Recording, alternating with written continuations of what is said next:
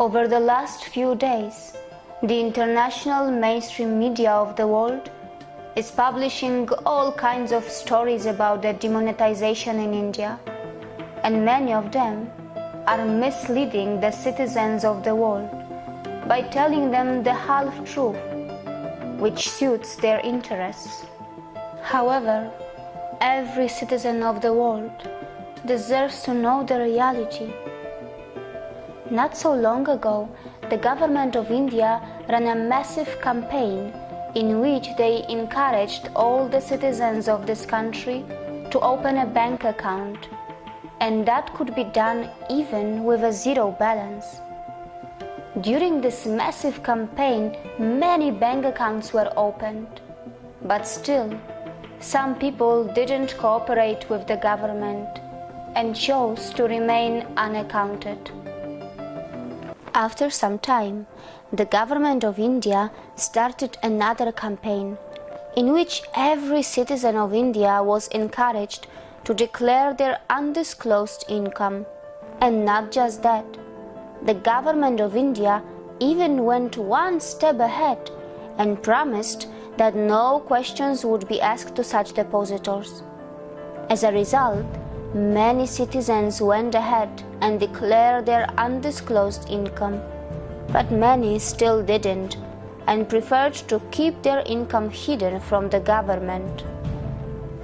And only then, demonetization happened, which meant that all the existing 500 and 1000 rupees currency notes were no longer legal to perform any financial trade.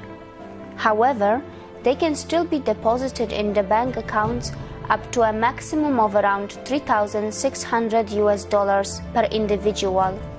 And if it is more, then one must produce the documents to support one's income. The idea was simple: make the life difficult for the people who are dealing in all kinds of organized crimes.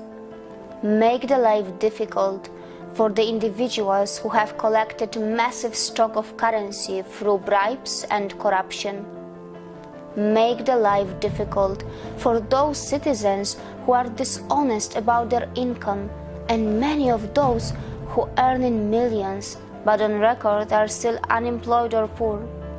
And surprisingly, that may even include majority of the unaccounted stall owners on the streets of India, or many other businesses which appear to be small but can easily humble any white-collar corporate employee in their earnings.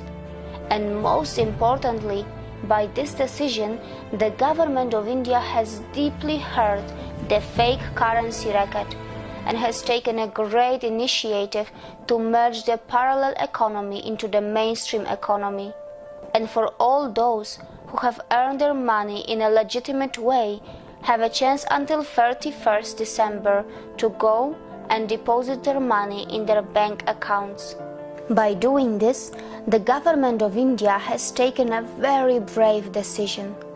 However, it may not be a very popular decision among the poor or uneducated section of the society, who are too unaware to understand the deep economics behind this move.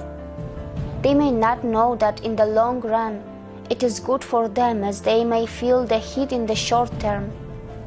Many from the international media were only highlighting that the daily wage worker is not being able to get work for a few days, as there is shortage of cash in the market. However, the same international media forgot to highlight that the fact that the government of India was encouraging every Indian to open a bank account even with a zero balance for a long time. Even after this demonetization, the government is further going to encourage each and everyone who earn in daily or weekly wages to open bank accounts and receive their salaries in accounts and not in cash. To give you an example, let me tell you how the small wage workers can benefit by this move. To start with, their salaries will be on time, and they will be able to complain to the concerned authorities in case of non-payment by their employer. And not just that, the worker would also get the benefits of the industrial acts and will be able to have PF, Provident Fund. They will also be able to have free medical treatments from ESI, Employees State Insurance Corporation hospitals, and medical colleges. And the biggest turnaround is likely to be seen in the freshly updated poverty and unemployment statistics from India, as due to this decision, many so-called poors are going to jump out of the poverty line in a moment.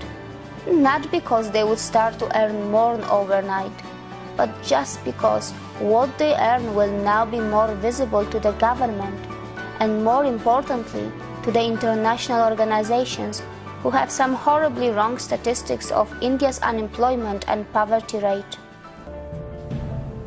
On the other hand, some of the journalists from the international media are counting the death toll due to demonetization, which according to them has reached 25 so far, which is absolutely sad, but at the same time they forgot to tell the citizens of the world that due to demonetization, all kind of big and small organized crimes in India have almost stopped, and the deaths due to violence of all kinds have also been stopped too, which has saved lives of many more than 25 people. By demonetization, the actual production and consumption of India is not going to change overnight. It is just going to be more visible to the world and to the government of India, as the country is going to witness a dramatic merge of its parallel black economy into its white economy, which will mean more tax for the government, which would bring bigger budgets for infrastructure developments, human development, welfare schemes for poor, and more job creation.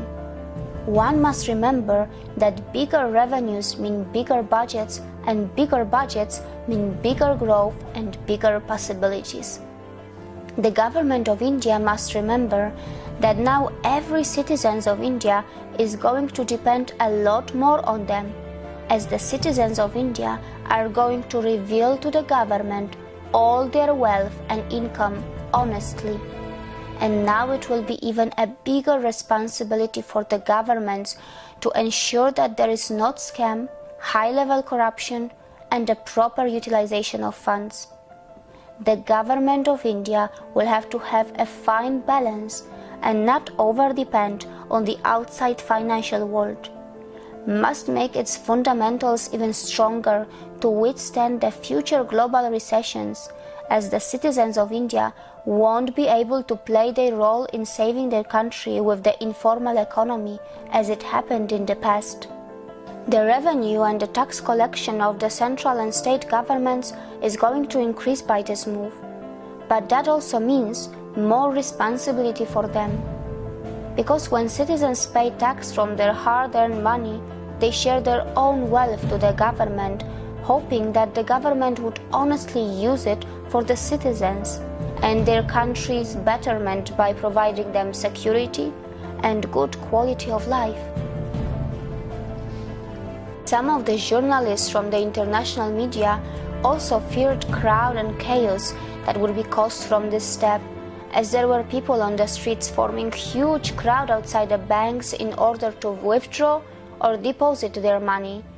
But the same international journalists forgot to remind themselves that India is a country of mega events and mega human gatherings, because the Indians are the undisputed masters in the crowd management. From the grand Kumbh festivals to the boat raids of Kerala, from the Hornbill festival of the northeast India to the Bull festival of Tamil Nadu in the south. India is the pioneer in the management of the masses since the ancient times.